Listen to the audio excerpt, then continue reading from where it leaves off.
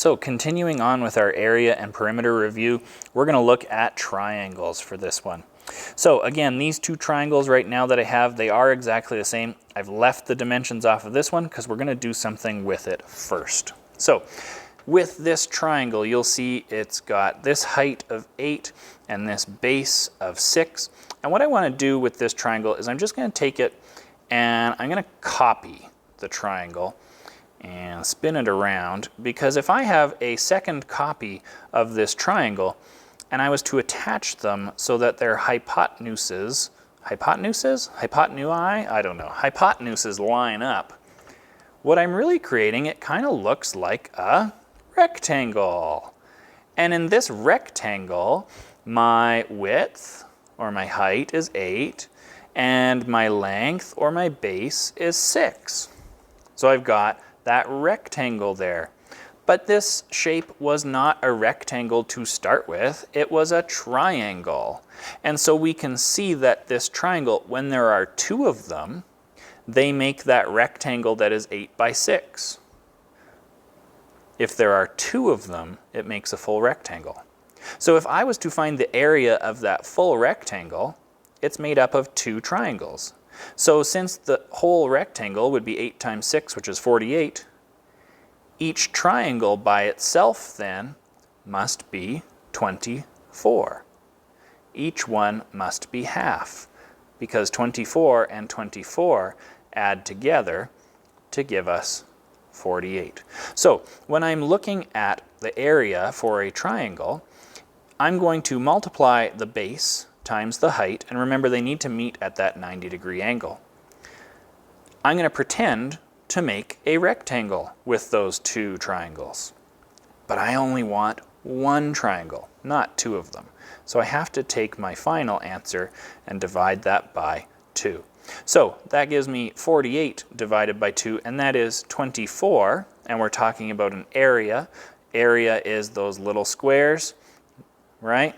This is a 1 by 1 centimeter squared, and 24 of those little squares fill up the entire inside of this shape. Okay? So our formula for a triangle is base times height divided by 2. That's the formula we use, and we use it because when we have two triangles, we have a whole rectangle, and then I'm going to divide by 2 because I only want one triangle. So that's why in my rectangles video, I said we could refer to the length as the base and the width as the height.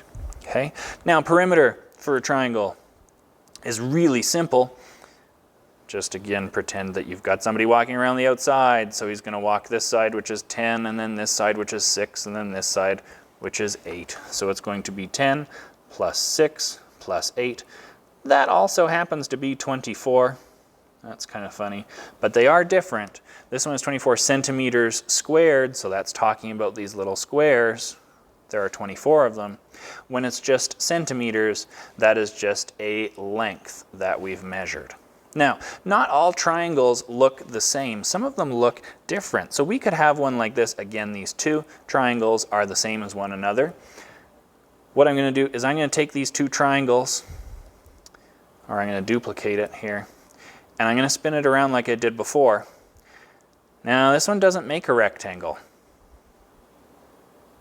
Doesn't make a rectangle. But it does make a pretty nice parallelogram. Right? There we go. We've got a parallelogram. And if you watch the parallelogram video, you know parallelograms. We said the area of a parallelogram was base times height, similar to what we have for a rectangle.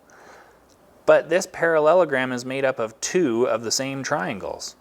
I only want one triangle. So since that parallelogram is made up of two of them, I have to divide by 2 to find just one triangle by itself. So when I'm looking at the dimensions of this triangle, the base here along the bottom is 12 centimeters. I know that one because I've got it over there. And then going from the bottom of the triangle to the top of the triangle. So here we go. There's our height right there.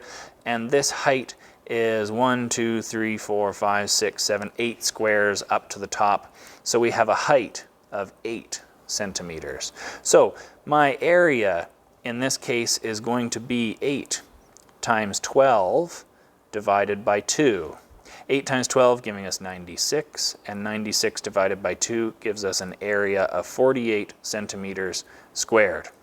Okay, so any triangle, when you make a copy of it and you attach it back to your original one, you will make either a rectangle or a square or a parallelogram.